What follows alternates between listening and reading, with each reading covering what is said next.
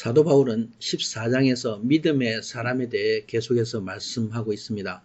다른 성도들에 대해서 또 성도들 간에 가져야 될 성숙한 믿음과 삶에 대해서 말씀하고 있습니다. 1절에서 4절은 믿음이 연약한 자를 너희가 받되 그의 의견을 비판하지 말라는 말씀입니다. 사도 바울은 3차에 걸쳐서 갈라디아, 아시아, 또 아가야 지역을 선교하였습니다. 가장 어려운 문제는 유대인들에게 분명한 복음의 도를 전달하는 일이었습니다. 근데 유대인 성도들의 믿음 성장에 가장 방해가 된 것이 있었는데 그것은 율법주의 신앙이었습니다. 또 한편으로는 자유주의에 빠지는 심려가 있었습니다. 율법주의는 복음으로 얻은 자유에 무지한 것입니다. 그래서 율법에서 자유하지 못했습니다. 또 자유주의는 죄에 대해서 또 율법을 무시하고 방종하게 됩니다. 이 두 가지 경우는 다 복음을 바로 알지 못한 결과입니다. 사도 바울은 1절에서 율법에 매인 유대인 성도들을 연약한 자라 표현합니다.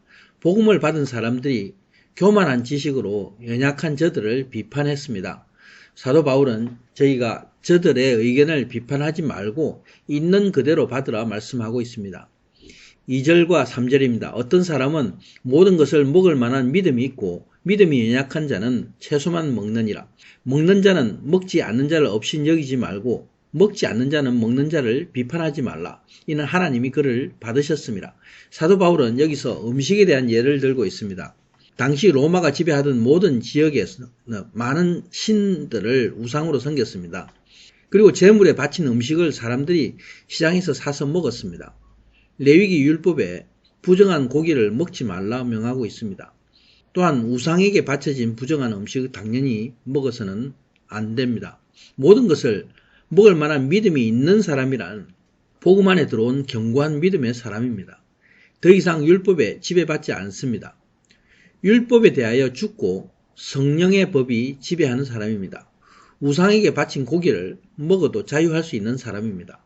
근데 믿음이 연약하여 채소만 먹는 사람은 마음에 꺼림이 있어 제물의 고기를 먹지 않는 사람입니다. 믿음이 연약하다는 것은 복음을 받았지만 그 복음의 능력에 무지한 것입니다. 그래서 자유하지 못한 것이죠. 견고한 믿음의 사람은 믿음이 연약한 다른 사람의 생각을 비판하지 않습니다. 권면은 지식으로 하는 것이 아니라 사랑으로 덕을 세우기 때문입니다. 믿음은 복음의 능력으로 오직 열매를 맺어야 됩니다. 근데 이 일을 성령님이 내 안에서 행하십니다. 4절 말씀입니다. 남의 하인을 비판하는 너는 누구냐? 그가 서 있는 것이나 넘어지는 것이 자기 주인에게 있음에 그가 세움을 받으리니 이는 그를 세우시는 권능이 주께 있습니다. 남의 하인이란 하나님의 종을 말씀합니다. 하나님은 자신의 자녀를 택하시고 성장케 하시고 열매 맺게 하십니다. 우리 모두는 예수님 안에서 성장하고 있습니다. 그러므로 누구든지 다른 주의 종을 비판해서는 안 됩니다. 서 있게 하는 것도 넘어지게 하는 것도 하나님이 훈련시키시는 과정입니다. 그러므로 믿음의 사람은 성령님의 권능으로 부족한 주의 형제를 사랑으로 품는 자가 되어야 하는 것입니다. 5절과 6절 말씀입니다. 어떤 사람은 이 날을 저날보다 낮게 여기고 어떤 사람은 모든 날을 같게 여기나니 각각 자기 마음으로 확정할지니라. 나를 중히 여기는 자도 주를 위하여 중히 여기고 먹는 자도 주를 위하여 먹으니 이는 하나님께 감사하며 먹지 않는 자도 주를 위하여 먹지 아니하며 하나님께 감사하느니라. 사도 바울은 다시 다른 예를 들고 있습니다. 유대인은 절기가 되면 반드시 예루살렘 성전으로 가서 절기를 준수합니다. 또 안식일을 거룩하게 구별해서 지킵니다. 여기서 사도 바울은 안식일을 구분해서 다른 날보다 낮게 여기거나 모든 날을 같게 여기거나 이런 선택은 각자 자기 마음으로 확정하라 말씀합니다. 모든 자가 주를 위해 먹고 먹지 않는 것입니다. 모두가 한 몸, 예수 그리스도의 지체임을 하나님께 감사할 뿐입니다. 복음을 안다는 것은 내용이 되는 예수 그리스도를 아는 일입니다.